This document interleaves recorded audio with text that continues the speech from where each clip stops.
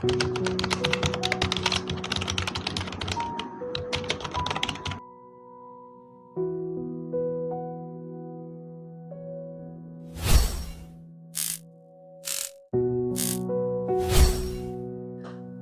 not you again.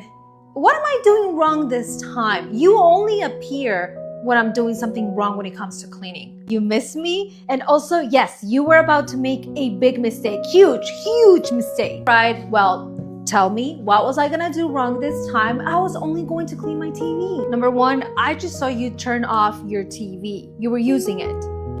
Yeah? Well, you should never clean your TVs while they're still warm or hot. You need to wait until they're cool. But second of all, you're using the wrong product. Wait, which one? This or this? Oh girl, they're both wrong. I'm sorry to tell you, but yeah, you pick. But they're both wrong. Okay, fair. What would you use? It contains 2 cups of water and 1/4 of a cup of rubbing alcohol. It works amazing for TVs. Cool, thanks. I'll try this. So I spray my towel and then I clean. Huh, that does look better.